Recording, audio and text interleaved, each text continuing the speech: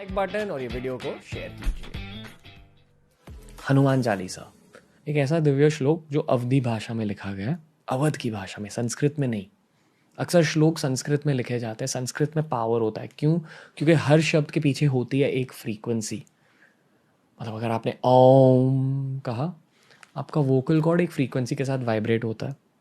कहा जाता है कि वो फ्रीक्वेंसी पॉजिटिव होती है और लोग कहते हैं कि हाँ, इससे पॉजिटिव वाइब फील हो रही होती है। हमारे आसपास दोनों नेगेटिव और पॉजिटिव वाइब्स फैले हुए हैं। जिन चीज़ों के बारे में हमने बात करी, जैसे अगर हमने खुशी, पॉजिटिविटी, हेल्प, चैरिटी, काइंडनेस, एक साफ दिल से रिलेटेड जो इमोशंस होते हैं, जो जज्बात होते हैं, उन चीज़ों के बारे में बात करी, उन शब्दों का इस्तेमाल किया, प्यारे से शब्दों का इस्तेमाल किया, तो हमारे अंदर भी पॉजिटिव वाइब आ जाती है। मैं नहीं कह रहा हूँ, ये न्यूटन की थर्ड लॉ है। Newton's third law is every action has an equal and opposite reaction. जो पॉजिटिविटी आप दुनिया में डाल दोगे, वही पॉजिटिविटी लौट कर आपके पास आ जाएगी। अगर आप लोगों को गालियाँ दोगे, लोगों को नीचे खींचने की कोशिश करोगे, लोगों की लाइफ ज़्यादा मुश्किल कर दोगे, आपकी लाइफ ज़्यादा मुश्किल हो जाएगी। न्यूटन्स थर्ड लॉ जो फिज़िक्स में भी अप्लाई होती है, जो लाइफ में बहुत ज़्यादा अप्लाई होती है, और इस लॉ को हम कहते हैं कर्मा। कर्मा आपके कर्म से रिलेटेड तो है ही, पर आपके सोच विचार और आपके शब्दों से रिलेटेड भी है।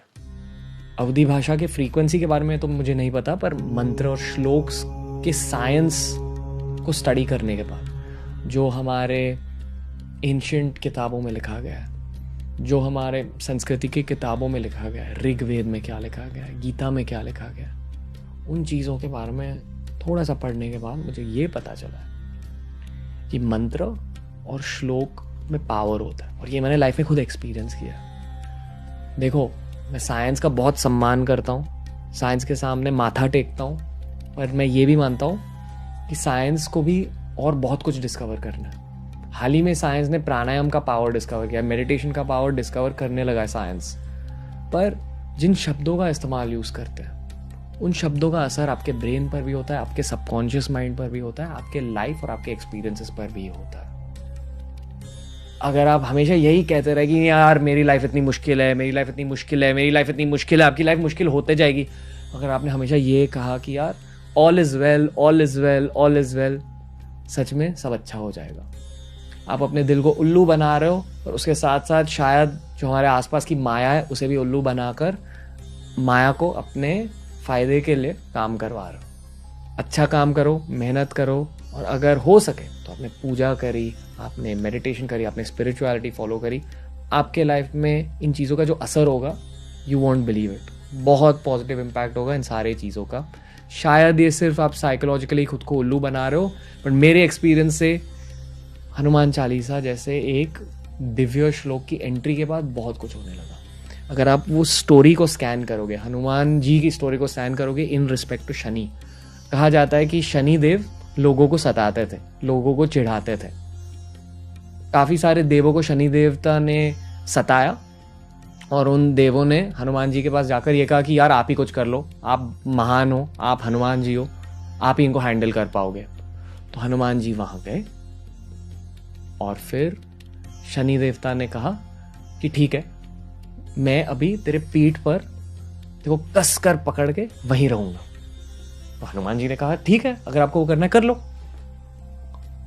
तो शनि देवता ने उन पर जंप मारी और उनके पीठ पर ऐसे चिपक गए। हनुमान जी शनि देवता से मिले थे एक बंद कमरे में, मेरे ख्याल से वो एक मंदिर था। और हनुमान जी के दिव्य शक्तियों के बारे में हम सभी को पता है कि वो साइज चेंज कर सकते थे। तो उन्होंने अपनी साइज इतनी बड़ी कर दी कि शनि देवता वहां दब गए, उनके बॉडी और दीवारों के बीच। और फिर शनि देवता ने कहा, हे हनुमान प्लीज मुझे छोड़ दे, मुझे बहुत दर्द हो रहा है।